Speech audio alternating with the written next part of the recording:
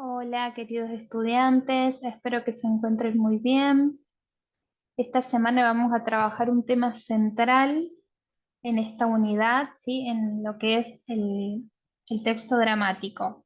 Vamos a ver a continuación los rasgos de la oralidad, ¿sí? Vamos a hacer foco en aquellos elementos lingüísticos, aquellos recursos que nos provee la lengua para que el actor o el personaje de la obra pueda representar el texto de la mejor manera. Para eso es importante que recordemos que en la traducción del teatro la esencia siempre va a ser la representación. En uno de los textos que van a leer esta semana se menciona el concepto de speakability, que se refiere, ¿sí?, a esta idea central de la representación.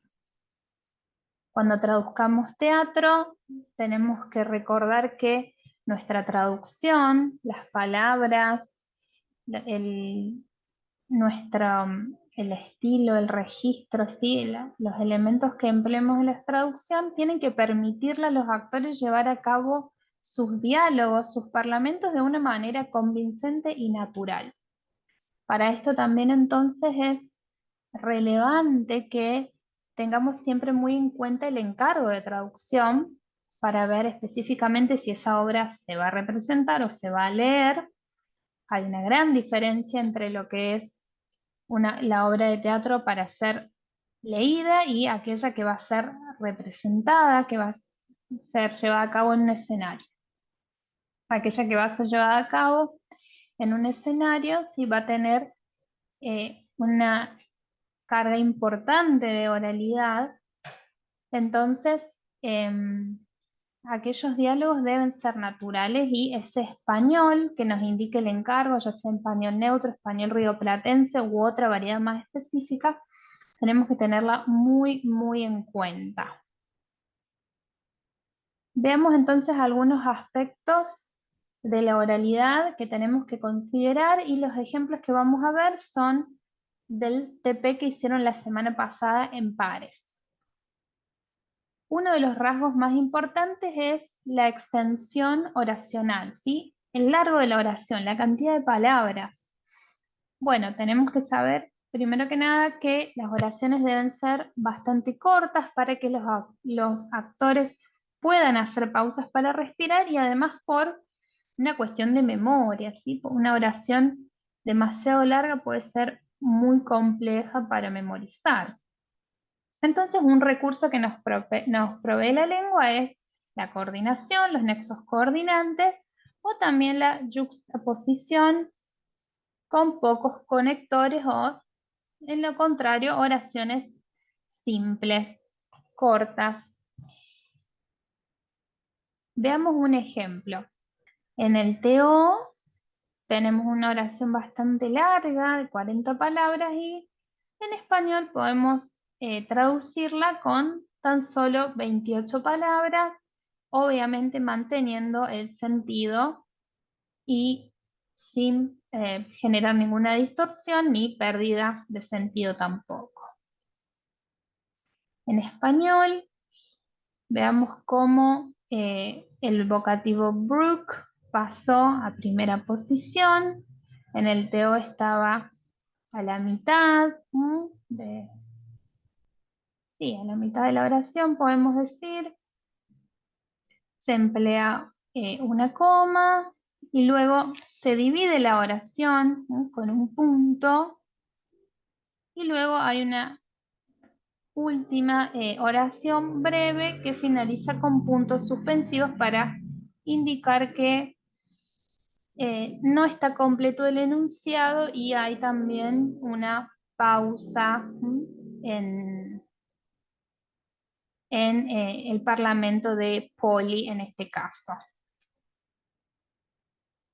Bien, si tenemos en cuenta lo que dice uno de los libros de Alicia Zorrilla, la normativa lingüística española y la corrección de textos, ella nos recomienda que una oración no debería tener nunca más de 30 palabras para que tenga un buen estilo y quizás esto para el teatro debería ser todavía un poco menor.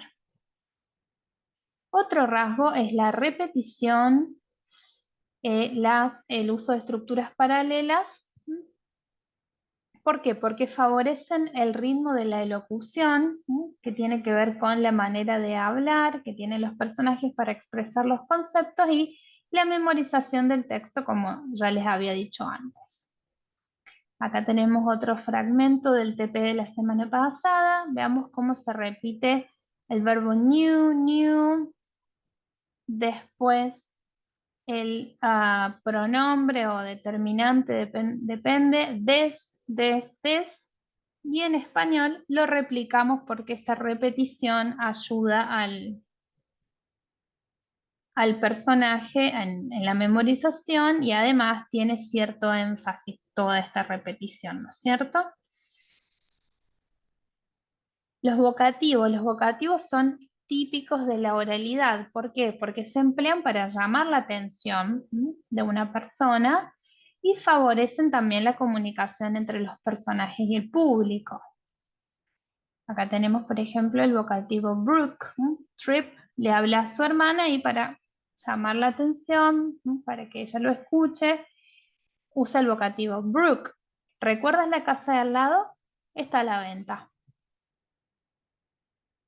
Los elementos deícticos también, rasgos de la oralidad. Cuando hablamos de elementos deícticos hablamos de pronombres, hablamos de determinantes posesivos, también de adverbios de tiempo, adverbios de lugar, y nos sirven para relacionar los diferentes componentes del mundo dramático. En este caso tenemos un diálogo de Lyman, el padre.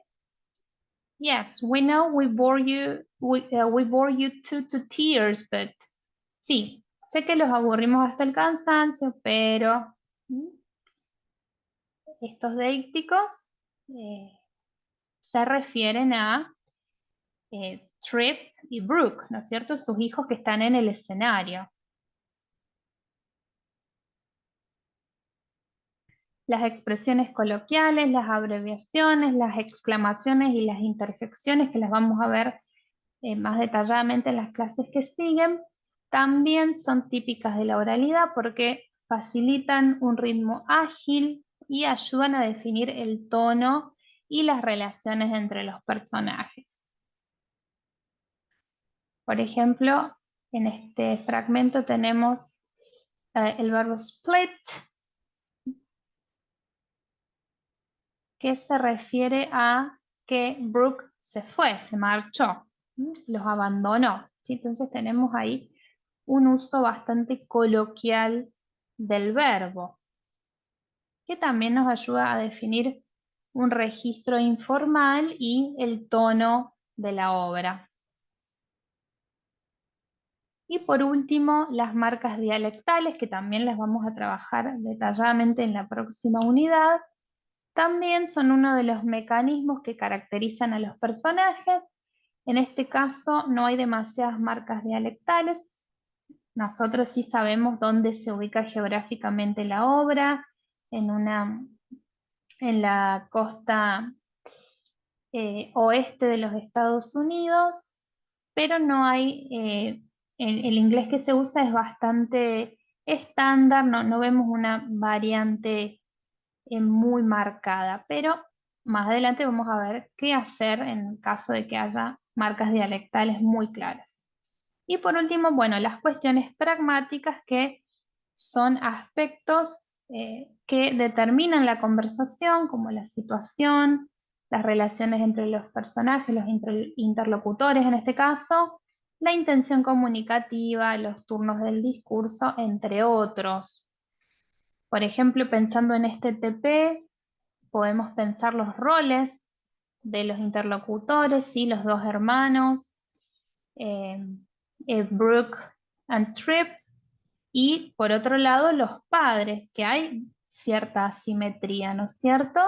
Y eso también se refleja en la lengua. Y lo mismo debemos replicarlo en nuestra traducción y en la oralidad misma.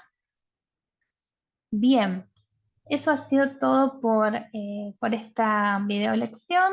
Esta semana tenemos un taller y también voy a subir un modelo de traducción del TP que hicieron la semana pasada en pares. ¿Sí? Bueno, nos estamos viendo muy pronto. Que estén muy bien.